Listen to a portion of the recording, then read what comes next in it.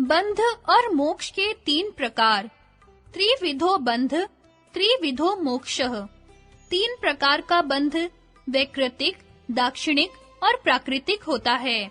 3 प्रकार का मोक्ष वैकृतिक, दाक्षिणिक और प्राकृतिक होता है। व्याख्या। बंध 3 प्रकार का है, वैकृतिक व विकारिक, दाक्षिणिक और प्राकृतिक।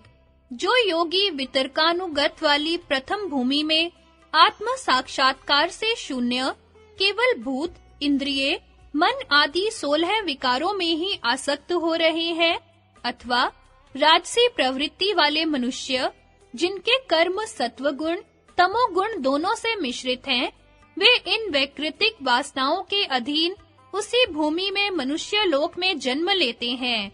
इनका यह बंध वैकृतिक या वैकारिक कहलाता है।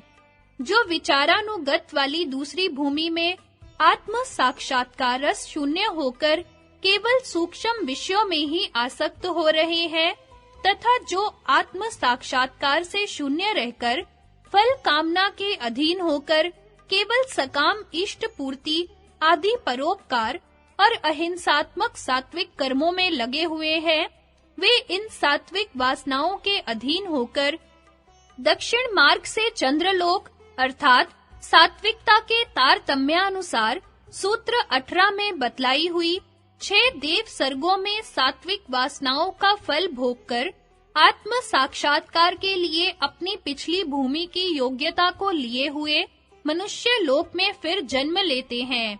इनका यह बंध दाक्षिणिक कहलाता है। संप्रज्ञात समाधि की उच्चतर और उच्चतम भूमि आनंदानुगत और अस्मितानुगत को प्राप्त किए हुए योगी जो आत्म साक्षात्कार से शून्य रहकर केवल इन भूमियों के आनंद में आसक्त रहते हैं और विवेक ख्याति द्वारा स्वरूपावस्थिति का यत्न नहीं करते हैं, वे शरीर त्यागने के पश्चात इन वासनाओं के अधीन लंबे समय तक विदेह और प्रकृति लय अवस्था में कैवल्य पद जैसी स्थिति में रहकर आत्म साक्षात्कार के लिए पानी में डुबकी लगाने वाले पुरुष के सदृश फिर उठते हैं, अर्थात उच्च कुल वाले योगियों के घर में अपनी पिछली भूमि की योग्यता को प्राप्त किए हुए फिर जन्म लेते हैं। इनका यह बंध प्राकृतिक बंध है, अर्थात आत्म साक्षात्कार से शून्य रहकर वितर्कानुगत भूमि में आसक्त हुए योगियों का बंध वैकृतिक, विचारानुगत में आसक्त हुए योगियों का बंध दाक्षिणिक और आनंदानुगत तथा अस्मितानुगत भूमियों में आसक्त हुए योगियों का बंध प्राकृतिक कहलाता है। इन तीनों बंधों से छूटना 3 प्रकार का मोक्ष है। स्थूल विषयों से आसक्ति हटाना तथा राजसी, तामसी वासनाओं का छोड़ना वैकारिक बंध से मोक्ष है। सूक्ष्म विषयों से आसक्ति हटाना तथा सात्विक कार्यों में निष्काम भाव होना दाक्षिणिक बंध से मोक्ष है। आनंदानुगत तथा अस्मितानुगत भूमि के आनंद में आसक्ति से पर वैराग्य द्वारा चित्त को हटाकर स्वरूपावस्थिति का लाभ प्राप्त करना प्राकृतिक बंध से मोक्ष है। ऊपर 3 प्रकार का बंध और मोक्ष दिखलाकर यह बतला देना आवश्यक हो जाता है कि बंध और मोक्ष किसको होता है, उसका क्या स्वरूप है और किस कारण से होता है, तथा नास्तिकों की इस शंका का समाधान कर देना उचित प्रतीत होता है कि यदि संसार की उत्पत्ति करने वाला कोई ईश्वर माना जाता है, तो जीवों के बंध और दुखों का उत्तरदायित्व भी उसी पर आ जाता है। 2 अनादि तत्व। सांख्य और योग में चेतन और जड़ 2 अनादि तत्व माने गए हैं।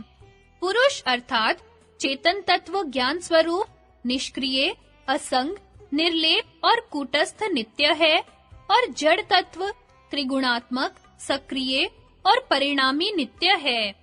सत्व प्रकाश हल्का, सुख, ज्ञान, वैराग्य, ऐश्वर्य और धर्म स्वभाव वाला है।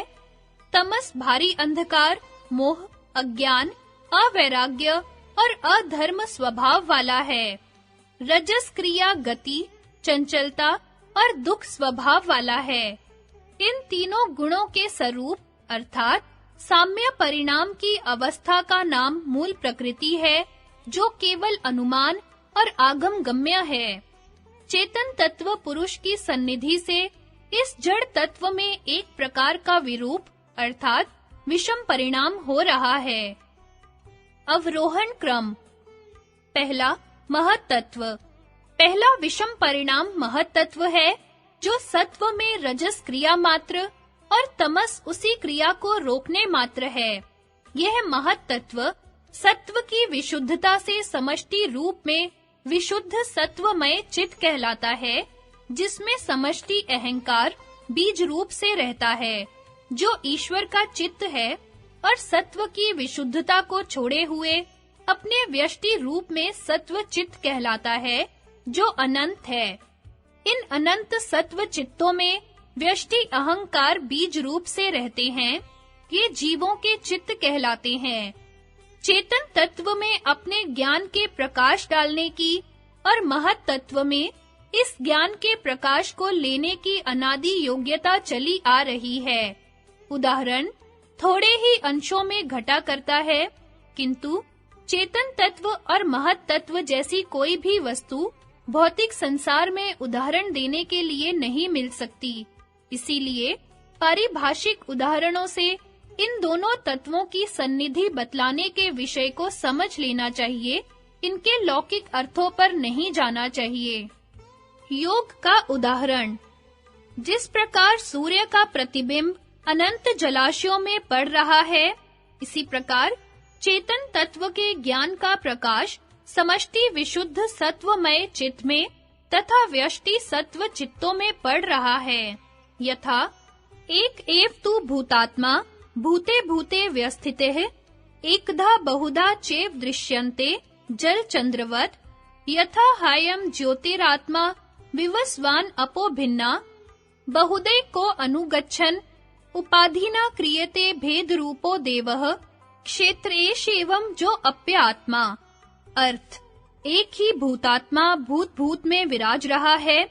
जिस प्रकार एक ही चंद्रमा जल में अनेक होकर दिखता है, उसी प्रकार वह आत्मा भी अनेक रूप से प्रतीत हो रहा है। जिस प्रकार ज्योति स्वरूप सूर्य एक होता हुआ भी भिन्न-भिन्न जलाशयों में अनेक होकर दिखता है, यह भेद उसका केवल उपाधि के कारण है। इसी प्रकार अनादि परमात्मा देव क्षेत्र भेद से अनेक रूप में दिखाई दे रहा है। सांख्य का उदाहरण।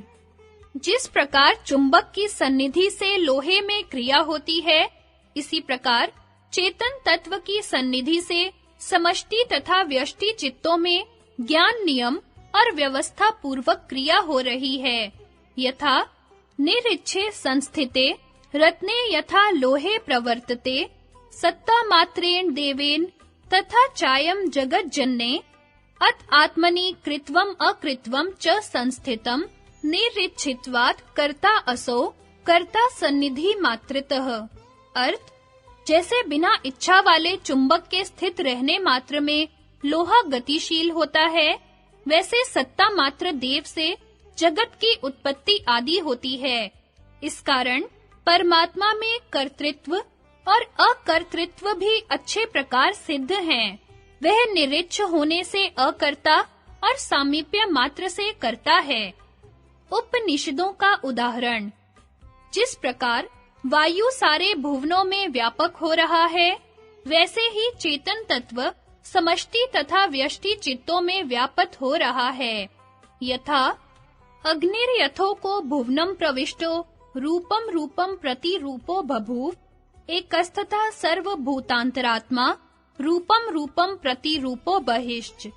वायुरथैको भुवनम प्रविष्टो रूपम रूपम प्रति रूपो बभूव एकस्तथा सर्वभूतांतरात्मा रूपम रूपम प्रति रूपो बहिश्च। जैसे एक ही अग्नि सारे भुवनों में प्रविष्ट होकर प्रतिरूप हो रहा है, इसी प्रकार एक ही आत्मा जो सब भूतों के भीतर है, रूप रूप में प्रतिरूप हो रहा है और बाहर भी है।